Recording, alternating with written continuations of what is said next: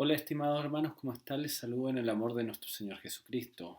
Hoy día quiero hablarles sobre un tema que está presente siempre en nuestras vidas: dolor y sufrimiento. Son dos realidades que siempre están presentes en la existencia y en el quehacer del ser humano. Desde que pecamos en Edén y desde que nos hicimos echar del paraíso, ambas experiencias, tanto el dolor como el sufrimiento, forman parte de la existencia del hombre caído, nos acompañan en el día a día.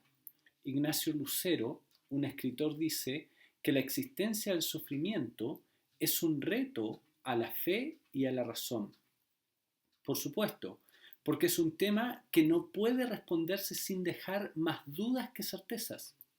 Esto es porque no importa cómo lo digamos, las emociones y la lógica intentarán cuestionar nuestros argumentos. Por otra parte, Lucero también agrega que la experiencia dolorosa es mucho más rica que la mera sensación del dolor.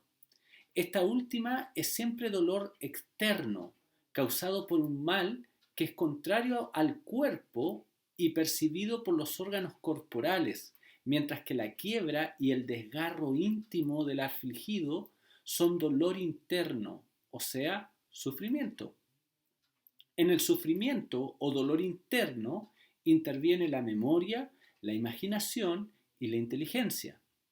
Por otra parte, Ramón Vallès, psicólogo catedrático de la Universidad Autónoma de Barcelona, dice que dolor y sufrimiento no son términos sinónimos y no reflejan el mismo fenómeno. Se puede tener dolor sin sufrir, como una mujer que da luz en un parto normal a un hijo deseado, y se puede sufrir sin que exista ningún daño o una herida en nuestro organismo, como cuando sentimos miedo ante la simple posibilidad imaginaria de un diagnóstico de cáncer, por ejemplo, o nos enfrentamos a la pérdida de un ser querido. El sufrimiento, dice Vallès, es un concepto más amplio que el de dolor. El dolor produce sufrimiento, pero también lo producen los estados ansiosos, el duelo, la depresión, las expectativas de previsibles acontecimientos amenazadores y otros estados psicológicos. Hay que tratar el dolor, pero también es necesario aliviar el sufrimiento. Se produce sufrimiento cuando la persona se siente amenazada y a la vez se siente impotente, sin recursos para evitar la amenaza que sobrelleva o que se sobrepone sobre ella.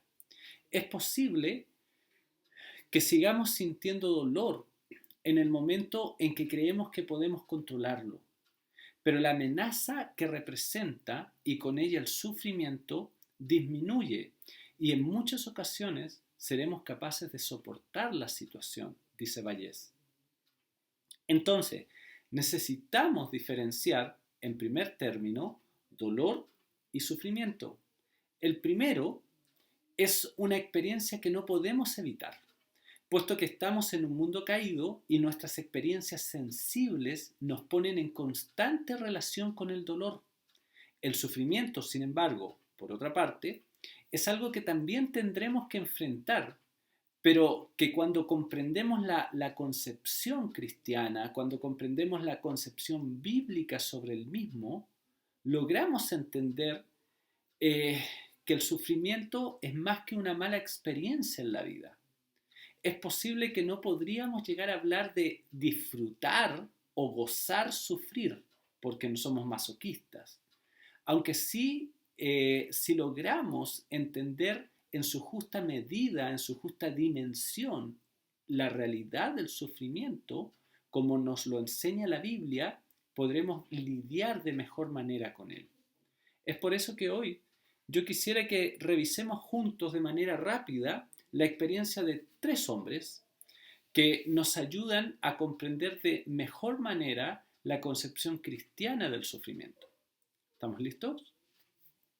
El primero, y yo estoy seguro que cuando uno habla de sufrimiento y pregunta qué ejemplo tenemos en la Biblia sobre dolor y sufrimiento, lo primero que se va a decir es Job.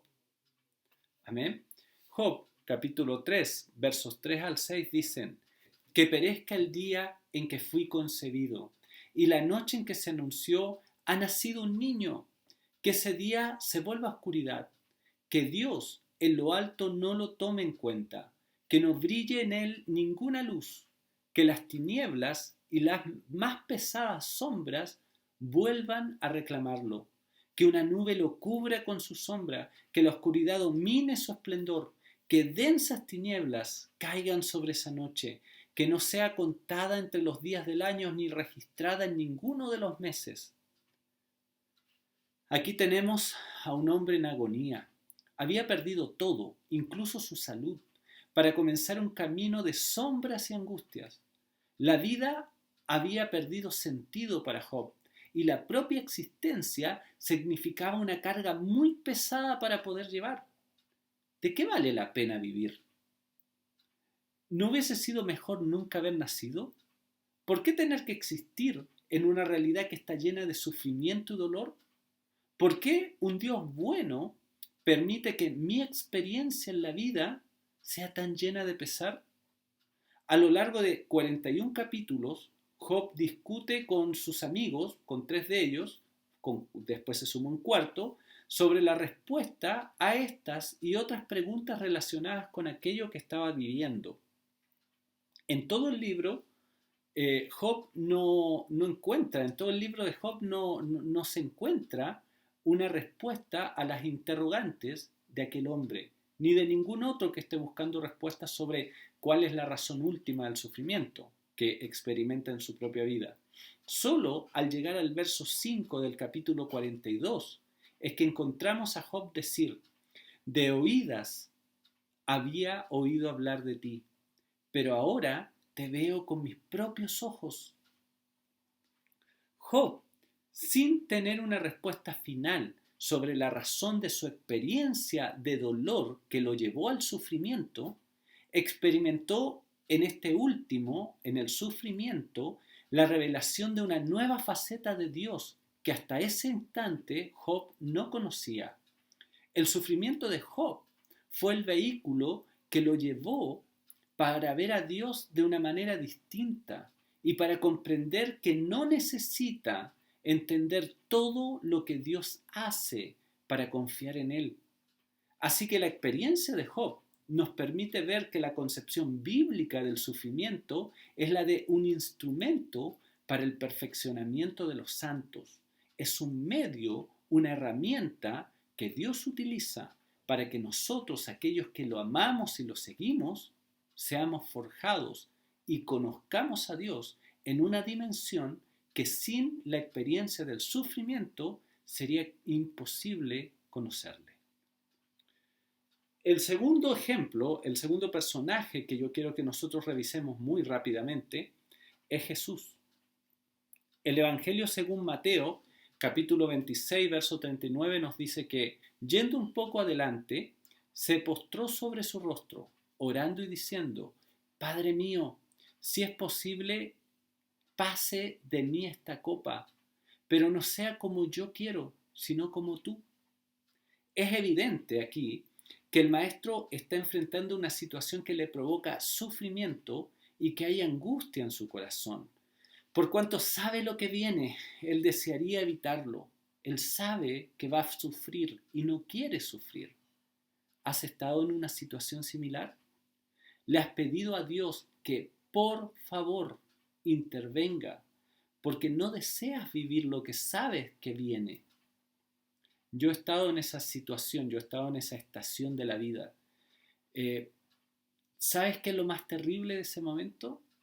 Lo más terrible de ese momento, cuando pareciera que uno está a punto de desgarrarse por el sufrimiento, es cuando el cielo guarda silencio y no hay respuesta alguna. Jesús experimentó ese silencio del Padre en Getsemaní y le tocó beber la copa. Mateo 27:46 dice que, como a las 3 de la tarde, Jesús gritó con fuerza: Elí, Elí, lama sabactani, que significa: Dios mío, ¿por qué me has desamparado? ¿Logras ver la angustia? al leer, ¿sientes el sufrimiento de aquellas palabras? El Padre Celestial, aquel que dijo de Jesús que era su Hijo amado en quien estaba complacido, no solo guardó silencio, sino que además no intervino en el camino hacia la cruz, sino que lo dejó solo en la cruz. Jesús sintió el dolor del desamparo y el abandono de un Dios santo que debe juzgar el pecado, aun cuando ese pecado estaba sobre los hombros de su propio Hijo. Jesús fue abandonado por el Padre y sufrió y experimentó el sufrimiento de un abandono del ser más importante en su existencia. Sin embargo, el Espíritu Santo, algunos años después, guió al escritor de la epístola a los Hebreos para que escribiera en el versículo 8 del capítulo 5, hablando sobre Jesús, lo siguiente: aunque era hijo, Jesús, mediante el sufrimiento, aprendió a obedecer. La experiencia de Jesús con el sufrimiento nos enseña la inevitabilidad del mismo. Es necesario el sufrimiento para la redención del hombre. En la concepción cristiana del sufrimiento, su existencia es inevitable en el camino del seguidor del Maestro, por cuanto su vida, la vida de Jesús, nos enseña, nos muestra que no existe otra manera para que aprendamos a obedecer al Padre. Jesús dijo que sus discípulos no van a ser más que el Maestro, y de aquello que Él mismo experimentó, también nosotros lo experimentaríamos. Adán, en Edén, pecó desobedeciendo las instrucciones del Creador. Cristo, el segundo Adán, debía hacer justo lo contrario, debía obedecer. Para que Jesús, el hombre, aprendiera a obedecer a Dios, fue necesario que experimentara el sufrimiento como una escuela de vida que le permitiera reconocer en el Padre Celestial la única fuente suficiente de esperanza y superación de toda experiencia psicológicamente angustiante. Jesús debía pasar por la prueba del sufrimiento para aprender a anteponer los intereses del Padre por sobre los suyos propios. Si es posible que pase de mí esta copa, pero que no se haga mi voluntad, dice Jesús. Ahí Jesús aprendió a anteponer los intereses del Padre por sobre los suyos propios. Lo que no se pudo hacer en Edén, obedecer, Jesucristo lo hizo en la cruz. Menospreciar los propios deseos de autoconservación para priorizar por la voluntad del Padre fue lo que Jesús logró y aprendió en la cruz. El tercer caso es el de Pablo. El apóstol dice en su epístola a los Colosenses, capítulo 1, verso 24, ahora me alegro en medio de mis sufrimientos por ustedes y voy completando en mí mismo lo que falta de las aflicciones de Cristo en favor de su cuerpo, que es la iglesia. Este pasaje parece hablarnos de dolor más que de sufrimiento. Sin embargo, deja ver el corazón y la actitud del apóstol frente al tema, dolor y sufrimiento. Parece ser que para Pablo es posible permanecer alegre, gozoso, en medio de estas dos experiencias. No está diciendo que le guste sufrir, no está diciendo que le guste sentir dolor, ni que se alegra por lo que sufre, sino que en medio de ese sufrimiento, en medio de ese dolor, se siente alegre por el resultado que se evidenciará, la edificación del cuerpo de Cristo. Por otra parte, Romanos 8:16, el mismo apóstol dice, de hecho, considero que nada se comparan los sufrimientos actuales con la gloria que habrá de revelarse en nosotros. Podríamos suponer que Pablo está considerando que la experiencia del ser humano está vinculada al sufrimiento, que por causa del pecado sufriremos. Eso es algo inevitable. Por otra parte, el punto relevante que el apóstol tiene aquí sería que no importa el dolor interno. La angustia que se pueda experimentar no es tan relevante cuando se compara con el disfrute, con el gozo que significará estar en la presencia de Dios por la eternidad. En fin, podríamos decir que la experiencia del apóstol Pablo con el sufrimiento nos enseña que es posible permanecer gozoso frente a la existencia de aquellas experiencias dolorosas y de sufrimiento. La concepción cristiana del sufrimiento incluye la idea de que aunque nos toque experimentar un intenso dolor externo o interno, siempre, siempre, siempre podemos obtener gozo frente a la perspectiva de lo que nos espera en el futuro. Todo sufrimiento, toda angustia desaparece al momento que logramos ver con claridad la expectativa que nos significa la vida eterna en Jesucristo, que Él nos vino a ofrecer, que Él vino a ganar por nosotros en la cruz del Calvario. No hay sufrimiento que se compare con lo que vamos a experimentar cuando Cristo venga a buscarnos. Por lo tanto, cualquier cosa que nos toque enfrentar en el tiempo presente, enfrentémosla mirando el futuro que tenemos en Cristo. Para terminar, quisiera recordar el hecho que la principal estrategia de Satanás contra los seguidores de Cristo es disfrazar la mentira para que parezca verdad.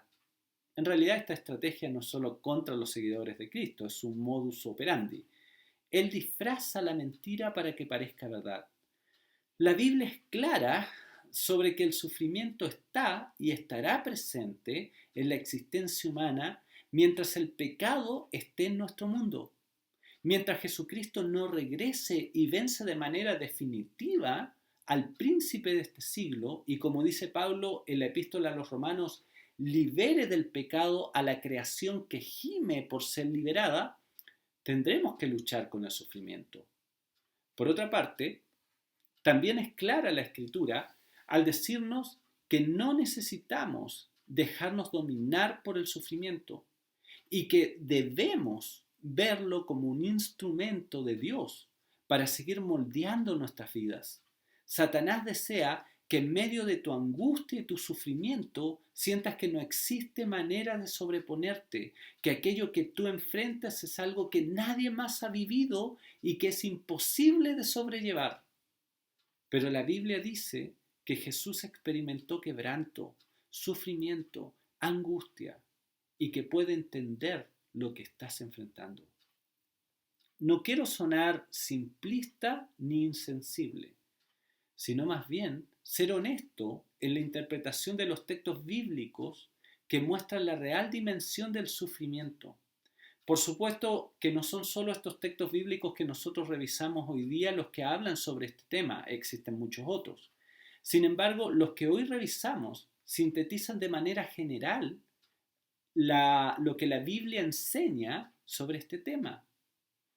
El dolor y la experiencia del sufrimiento son medios que utiliza nuestro Padre Celestial para que nosotros conozcamos una nueva dimensión de su carácter y de nuestra relación con Él. ¿Por qué el sufrimiento? ¿Por qué el dolor? ¿Por qué mejor algo menos sádico? ¿Por qué mejor no buscar, no crear Dios mismo alguna estrategia superior en la cual no nos involucre experimentar sufrimiento? No tengo esa respuesta. Tengo que ser honesto y decirte, no sé por qué Dios eligió que la forma de perfeccionarnos fuese a través del sufrimiento. Pero sí sé que los tres casos que hemos revisado nos dan evidencias de que Dios sigue estando en control, aun en los momentos de mayor dolor y sufrimiento que podamos enfrentar en la vida. Es más, nos muestra que no importa lo que nos toque enfrentar, podemos tener la seguridad de que vale la pena seguir esperando en Cristo, por cuanto lo que Él nos tiene preparado, sin ninguna duda, es inmensamente mayor que toda angustia, que todo dolor, que todo sufrimiento que experimentemos en el tiempo presente o en el futuro, antes de que Cristo regrese por nosotros. Oremos. Padre, en el nombre de Jesús, te damos muchas gracias, Señor, por este tiempo, por tu palabra.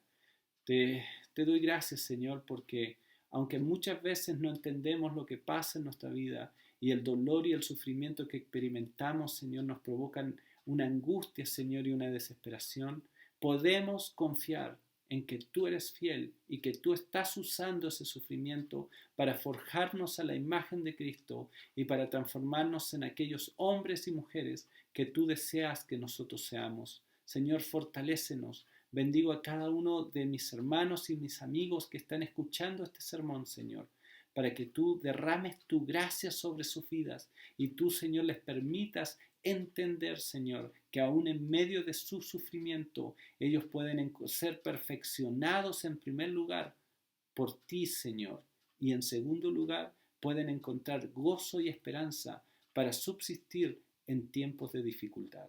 Gracias, Señor, en el nombre de Jesús. Amén. Dios los bendiga, hermanos, y nos vemos la próxima semana.